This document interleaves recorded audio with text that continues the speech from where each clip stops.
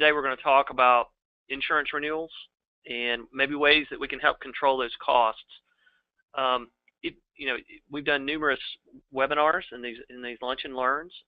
Hopefully, so you know a little bit about us.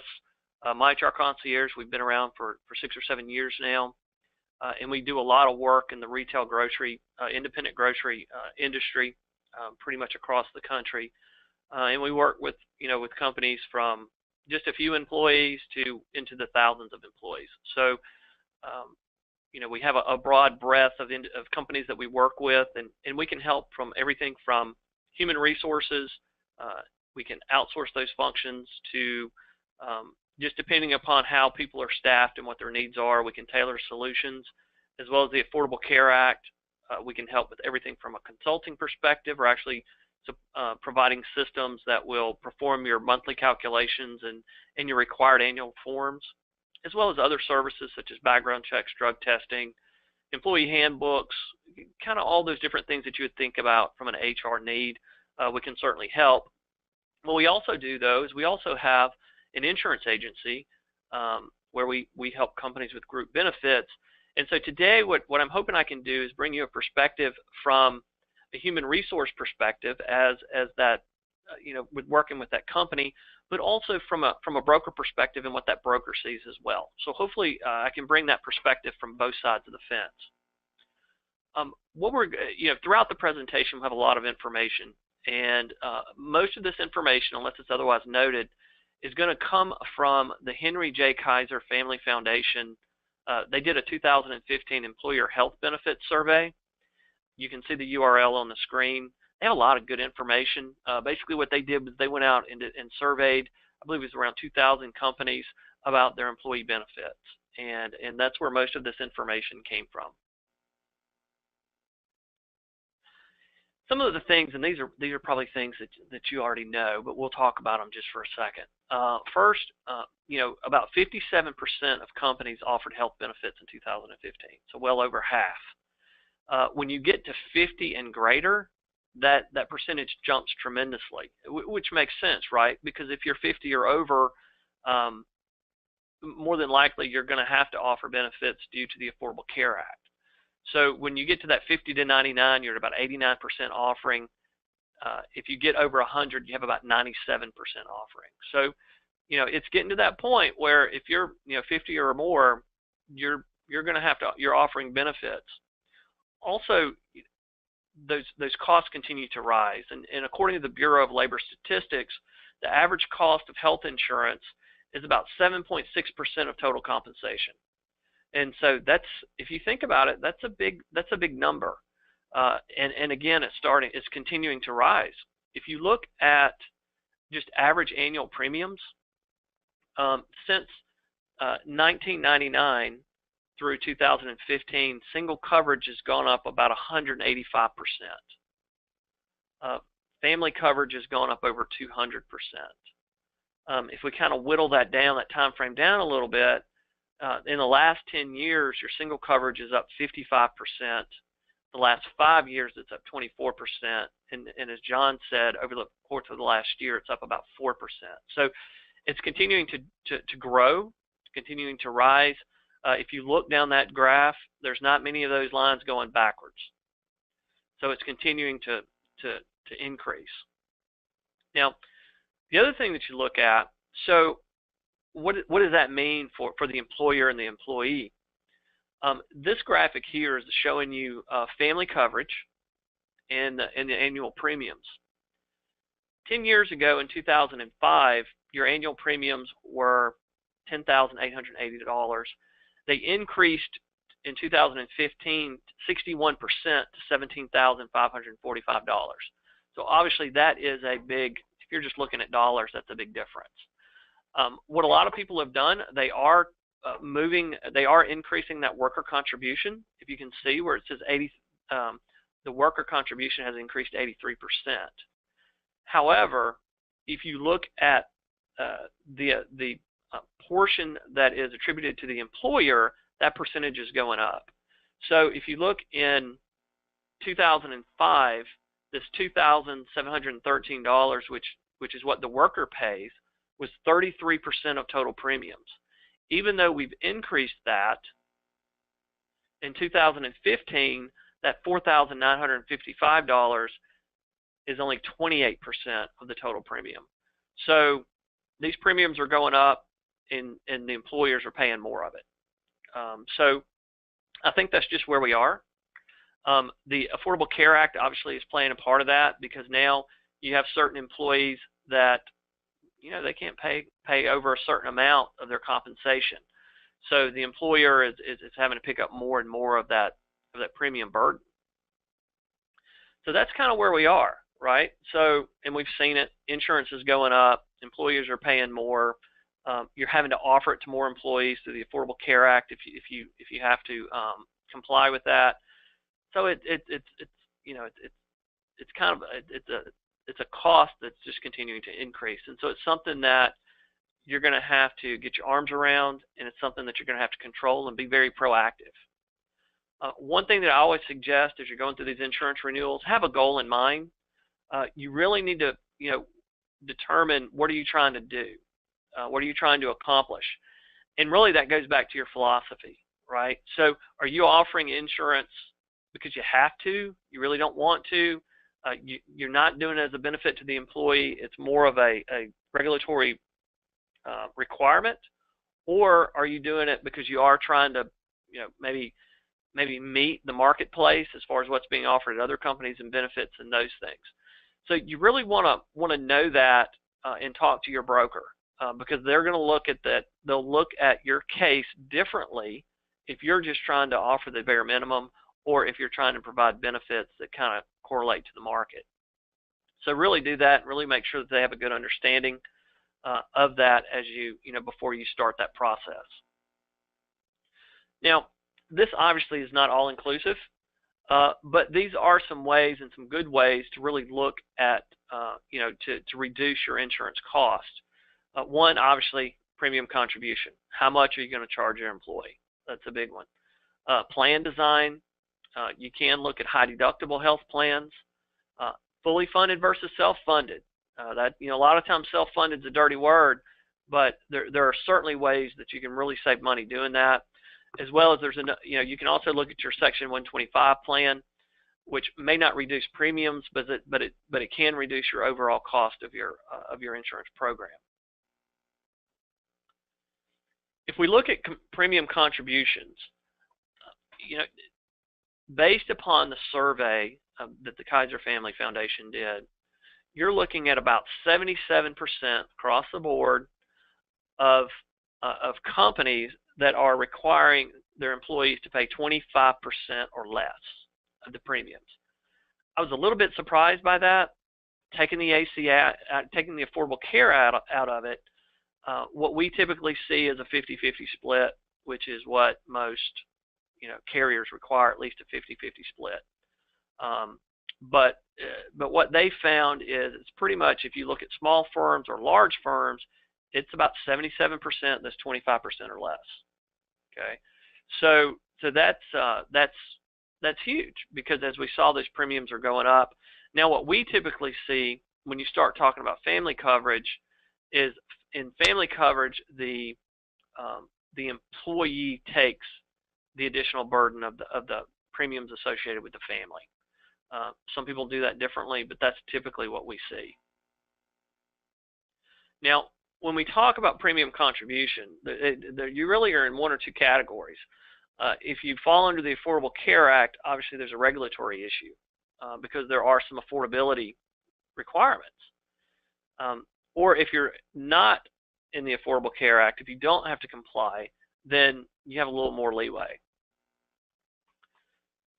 Now, one thing that you would want to look at, so we're going to look at if you have to comply with the Affordable Care Act, is one, first off, do you even have to comply? Do you even want to offer insurance? A lot of companies, specifically those that are on the bottom end of that threshold, they're in that 50 to 75 employees. A lot of those look at that, and to them, it's cheaper to pay the penalty than it is to offer the insurance. Okay, so you can definitely look at that.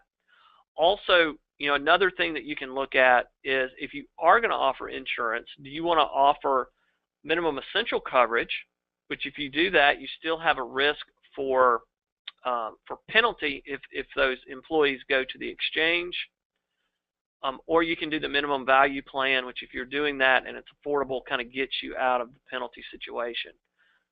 Those are analyses we could spend all day on talking just about that. So I wanted to mention those things. That's something you probably want to look at.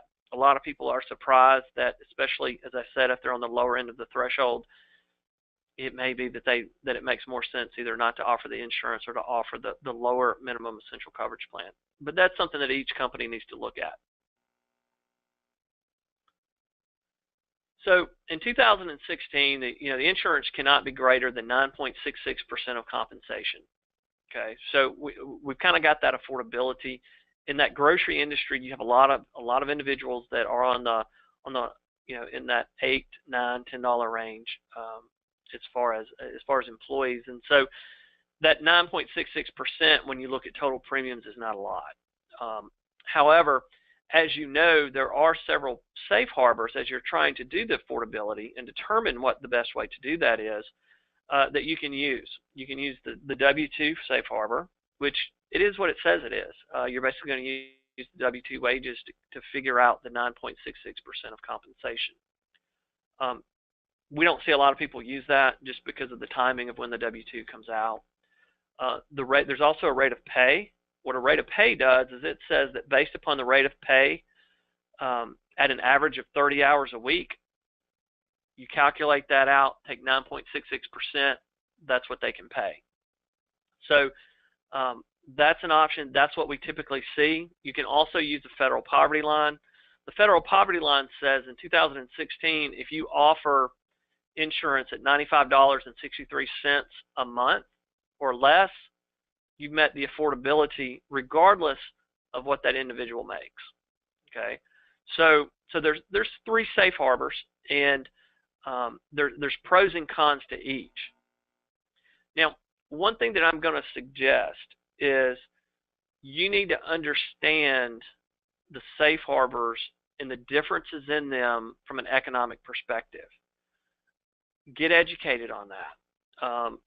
Don't necessarily rely on your broker to do that. And I'll give you an example of kind of some things that we've run into. The differences in these safe harbors can be significant economically. We have a client that met with their broker, and their broker told them that they could not offer insurance at more than $85 a month. We had suggested to the client that they look at the rate of pay, and we kind of gave them the scenario for that. Well, as they talked to the broker said you can't offer more than $85 a month, and so he thought that's what he had to do to be compliant, so that's what he did. Couple issues there. One, at that point the federal poverty line was it was almost $10 more than that, so they could have automatically paid $10 more.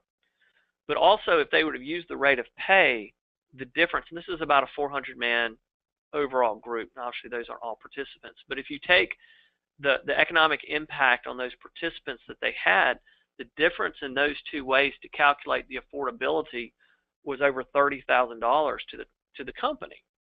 And so, just by picking the affordability in both scenarios, they met the requirements of the law. There's a $30,000 difference there. And so I encourage all of you to understand these, do the calculation, and figure out what's right. Now, the rate of pay, there are some downsides to it. Economically, it is cheaper than the federal poverty line typically. But it is more administrative intensive, right? Because what you have to do is you have to calculate each person's affordability rate. And so there's some administration there.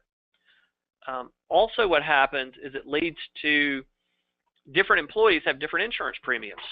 So, for instance, you have somebody that's an assistant manager that may have to pay $150 a month.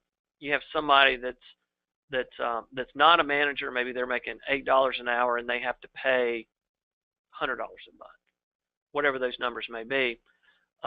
Some companies don't like that because they don't want a difference in those premiums. They don't believe that their managers, who they may view as more valuable, have to pay more for insurance than anybody else. That just goes back to your philosophy on how you want to do that.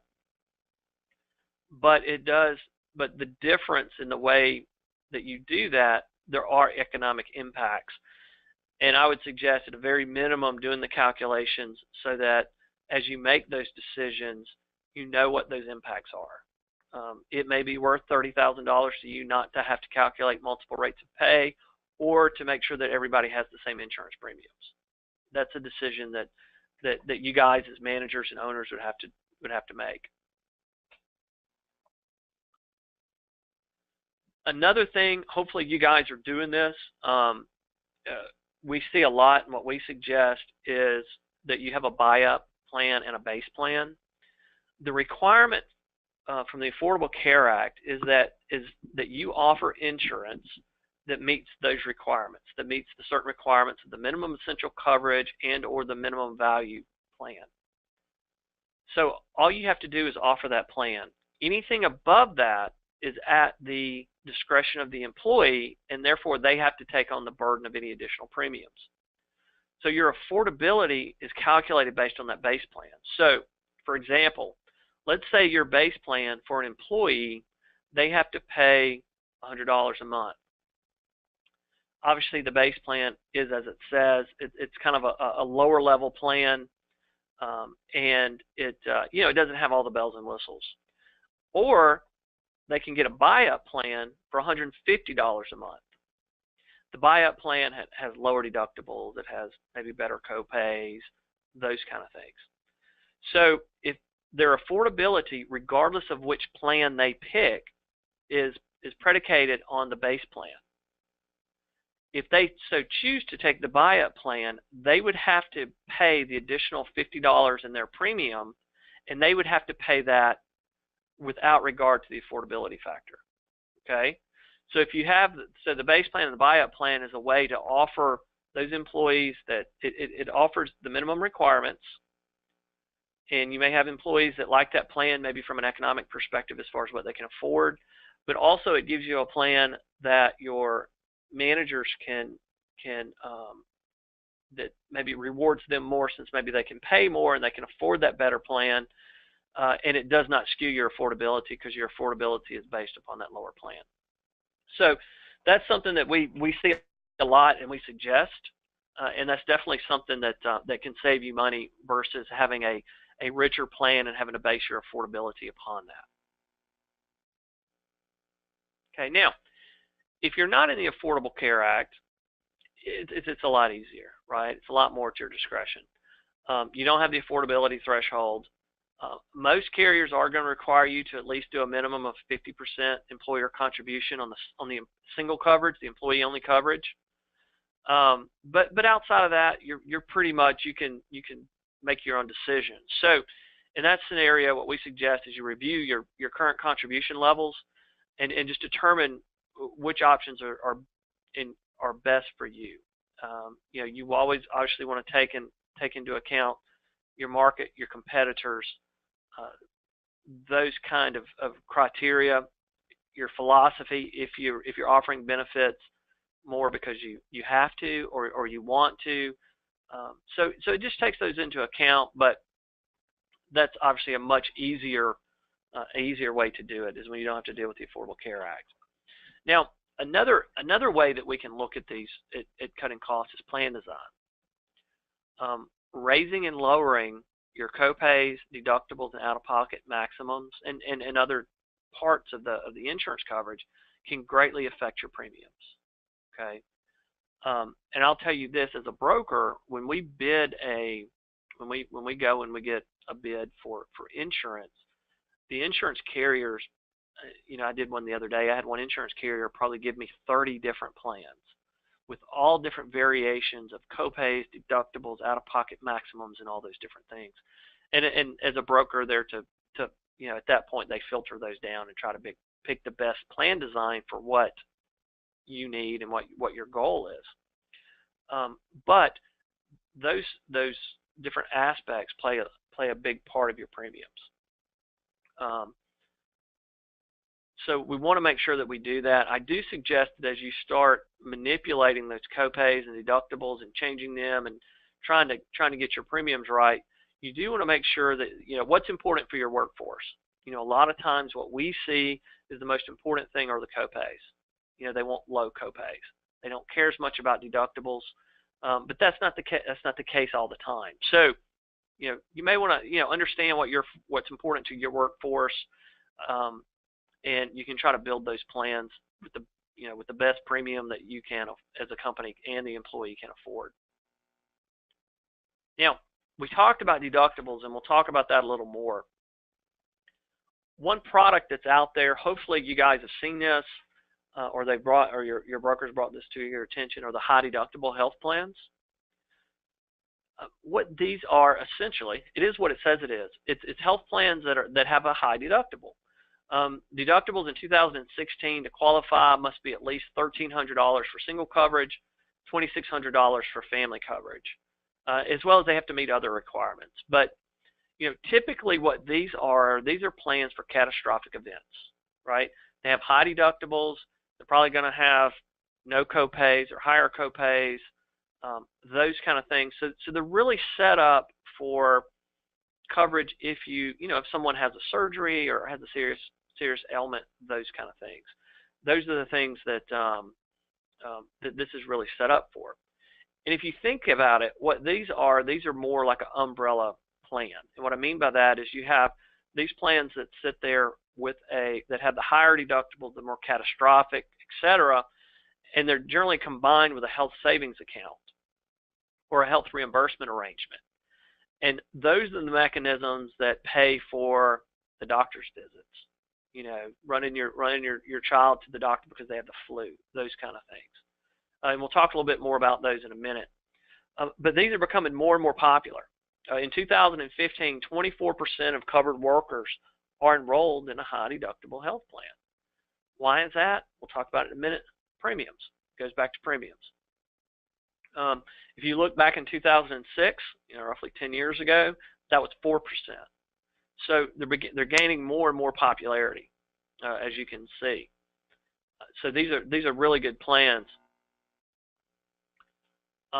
Because if we think about these deductibles, since 2010, deductibles have risen almost 3 times as fast as premiums, 7 times as fast as wages and inflation. So if we look at that, if we think this through, deductibles are rising at almost 3 times as fast as premiums.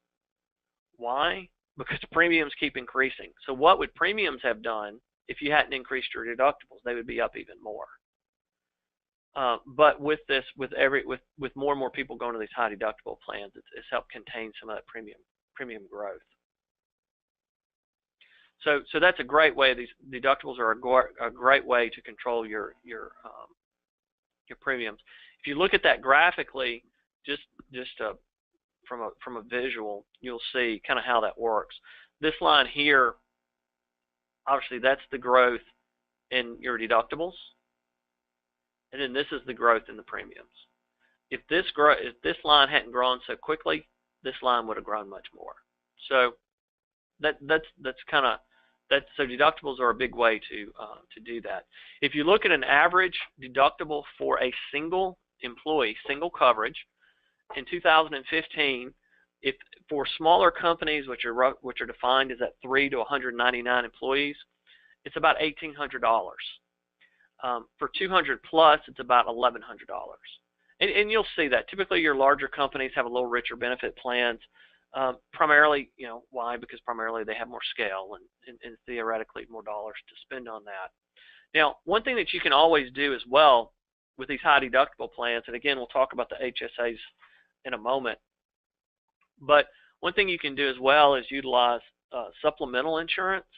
If you think about Aflac or someone like that can come in with those supplemental cancer plans, supplemental accident plans, those are good because what they can do is the employee can pay for those, but if they may not have $1,800 for deductible.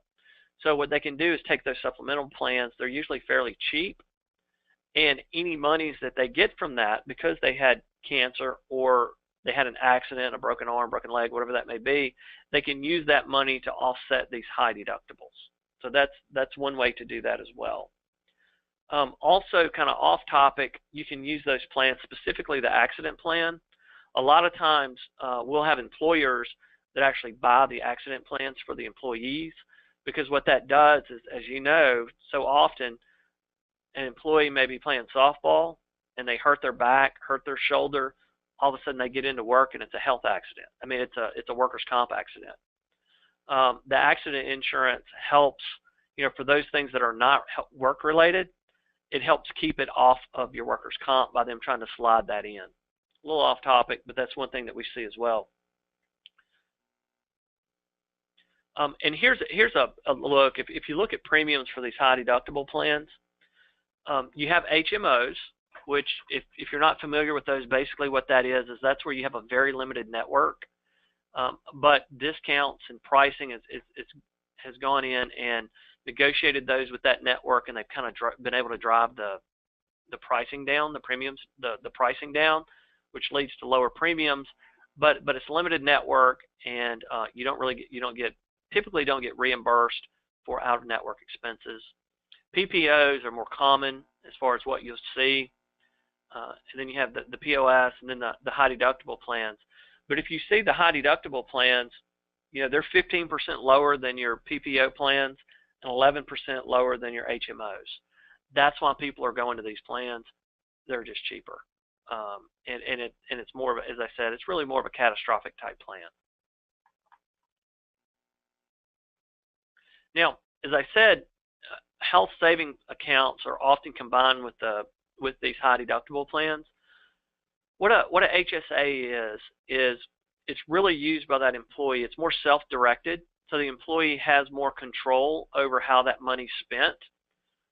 It's used to meet deductibles, so they can put money into that HSA account. It's tax deductible. They can put it in the account, and if they do have an injury or a sickness or something that they need to pay medical expenses out of, they can pay it out of that account. It's never taxed when it's used for qualified medical expenses, so it's truly, it's a good tax relief mechanism as well. Also, those HSAs, their amounts roll over. So in some plans, what you'll see is that they have similar setup, but the amounts it's a use it or lose it at the end of the year. These are not that way. They actually roll over, and it's portable. So if they left the company, they can take the HSA with them. But those are good ways for employees to put money into an account, tax-free or tax-deductible, that they can use to pay the difference in these higher deductible plans. And you can set those up. A lot of times the company will set those up and allow employees to elect into them, or an employee can actually just go out and set one up. There are many providers that they can do that. So if you don't want the administration, you don't want to do that, the employee can always on their own go out and set those up. Now, what we often see is because the premiums are so much lower on the high deductible plans, the companies, a lot of time, it's at their option. They don't have to, but they'll contribute to the employee's HSA. So on average, the employers contribute for single coverage about $809 a year, which equates to about $67 a month, and roughly $1,400 for family, which is about $118 a month. And as we saw on that prior slide, the difference in coverage between a high deductible and a PPO for a single is about $84, and for a family is roughly $200. So, there are some excess monies if the company wanted to, they can contribute to the HSA and still save money. So there are ways to put that together that really work out well for both the company and the employee. Now, another way that we can look at is fully funded versus self-funded. And everybody don't get off right now because we talked about self-funded, because a lot of times that scares people. Because self-funded, in the past is, it has liquidity issues, cash flow, those kind of things. But there are ways to do it, and there are ways to do it where it can be cheaper than what we would term a fully insured plan. If you think about a fully insured plan, what we do is we pay $100 a month, and we pay that to a carrier, Blue Cross Blue Shield, United Health, Cigna, Aetna, whoever that may be. And we pay that at the end of the year. We don't have to worry about it. We pay them. They're paid up. We don't have to worry about any excess claims. They keep the money. However, if you think about that, what makes up that $100 is kind of in this column here over the self-insured. They have administrative expenses. They probably have stop loss premiums. And then they have claims expense. And you're paying that $100 whether they have $1 worth of claims or $1 million worth of claims. What self-insured does is it puts that more into your control. We'll talk about that in a minute. But effectively, for self-insured, you have administrative expenses, and typically what you do is you outsource that to a third-party administrator. And so they're going to pay your claims, they're going to set up your networks, they're going to do all those things. And so that's just something that you outsource. It doesn't really take more of your time. Then what you'll do is you'll go out and you'll set up a stop loss. Basically what that says is if a claim gets over a certain amount, you have insurance that's going to pay for it. So you can set those stop losses as you wish, but let's say it's a $20,000 stop loss. If you have a premature baby and that bill's $70,000, you are only on the hook for 20 of it. The reinsurance, the stop loss insurance pays for the other amount. You can also get aggregate insurance. What that means is, let's say your total claims for the year are $500,000, but you come in and you have a $300,000 aggregate insurance policy. So you are only on the hook for the first $300,000. Your reinsurance picks up the other $200,000. So you have that insurance, which is protecting you. It's a risk mitigator. And then you also have actual claims, right? So somebody goes to the doctor, you got to pay the doctor. And then anything between that and what a fully funded plan would be is potential savings. So if you kind of think of those components, now all of a sudden what we've done is with the self-insured model, you've gotten more control of that. If you look at fully funded versus self-funded, self-funded is becoming more and more popular. Even with smaller groups, if you look in that 3 to 199 worker group, which is this line right here, about 17% are self-funded. The more you grow, the larger you get, the more and more you become self-funded, as you see. 200 to 99 group to 999 group, you're at 56% self-funded. So it grows generally the larger you get. So there's some advantages and disadvantages to self-funded. One, you get increased control. So what happens is when you're self-funded, today, if you think about this, and I know everybody's gone through it, you have an employee come on and you're trying to figure out maybe there's an administrative issue and you didn't get them onboarded at the right time. It happens. Today what you do is you call up Blue Cross Blue Shield, United Health, whoever that may be, and you say, this person should have been onboarded sooner. We didn't do it. We're past the deadline. What can we do? And you're at their mercy. Self-funded, you make that decision. Self-funded, you also make the decision of what your copays you want, what deductibles you want, what you want to cover, what you don't want to cover, those kind of things. So you have a lot more control of that. Lower operating costs. If you think about the profit margin built into those administrative fees that your large carriers have, you take that out of the equation with the self-funded. Again, increased flexibility. You can operate the plan as you wish. Now there's some consistency there, obviously. You can't discriminate or anything like that, but you can set the plan up. You can operate it as you want. So there's a lot of benefits there. The disadvantages, there is some assumption of risk, but if you set your plan up right, you minimize that. There could be some cash flow risk. We'll talk about that in a minute, how you mitigate that. You do have some more administrative responsibilities. You're going to have the third-party administrator that's handling all of your claims.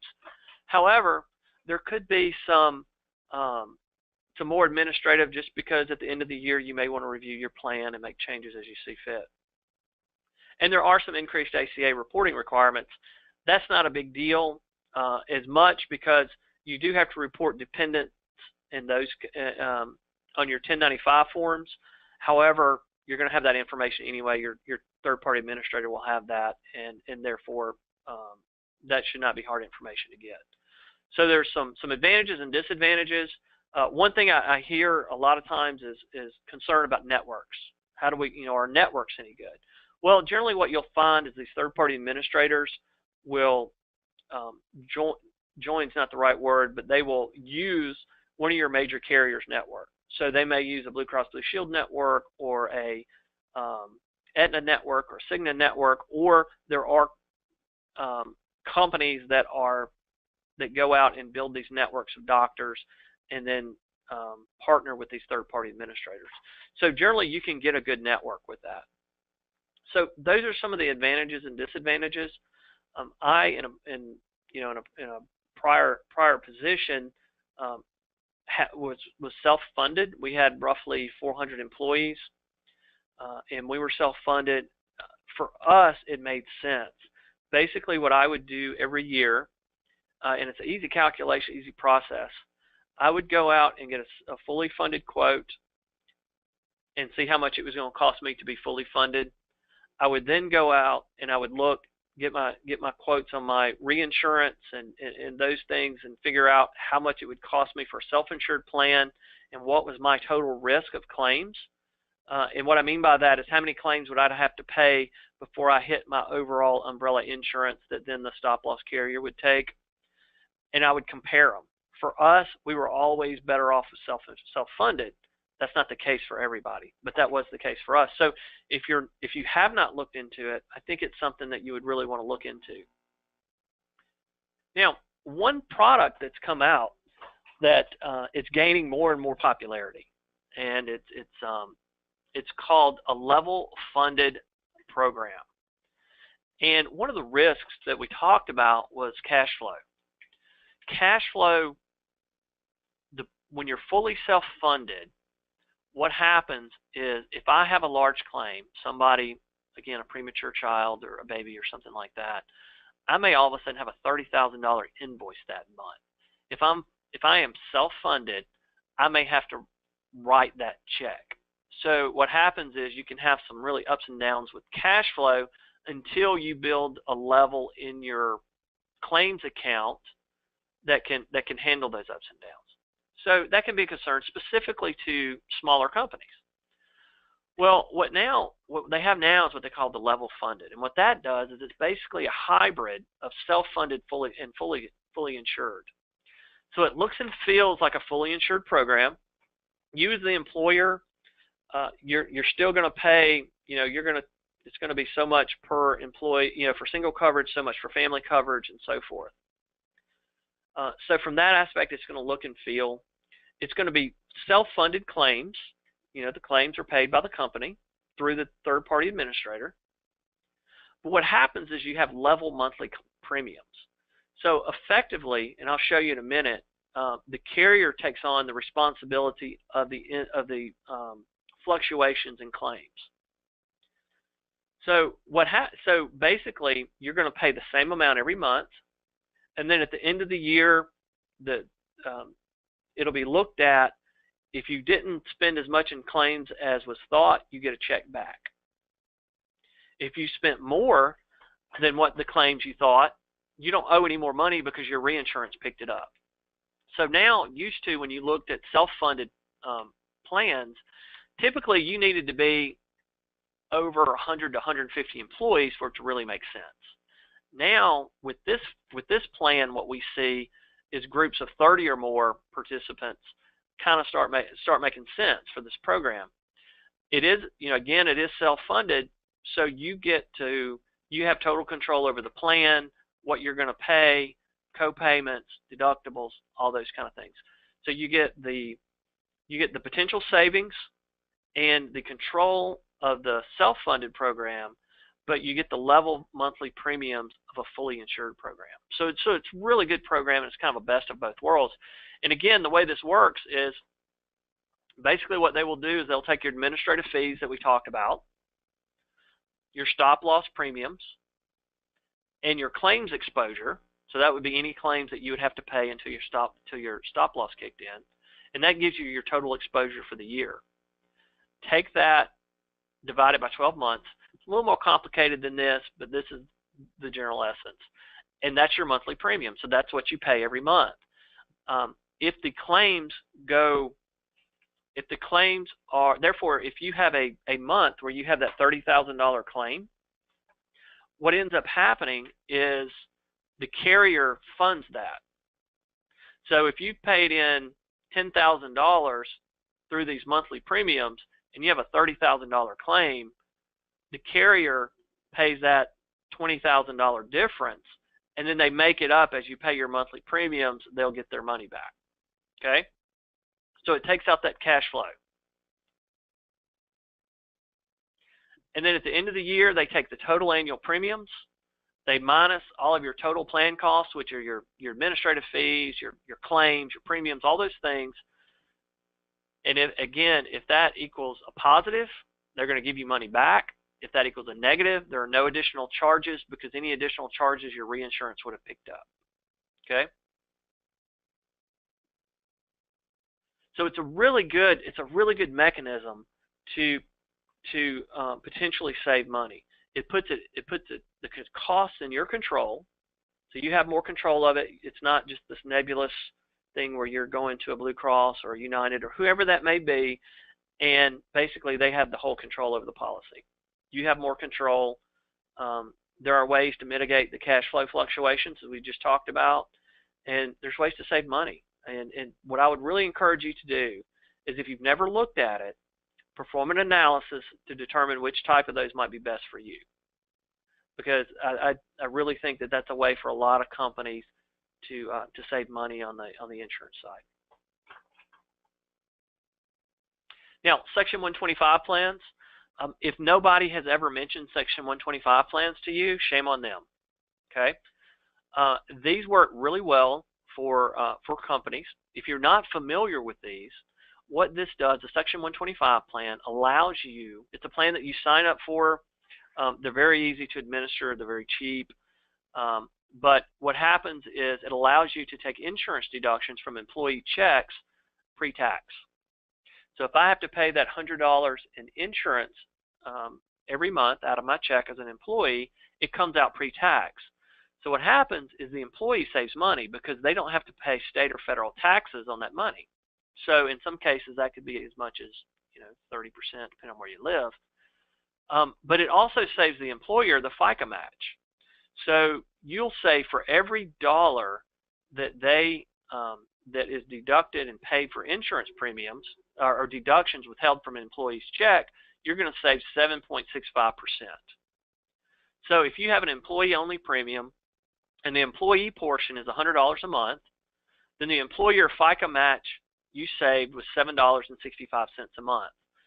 So if you do the math and you say, if I have 100 participants, you're saving $765 a month, or over $9,000 a year for basically setting up a plan at the beginning of the year. And typically they cost $200 or $300, so they're not that expensive, and you get to save money. So they're a very good plan for the employee. They're a very good plan for the employer.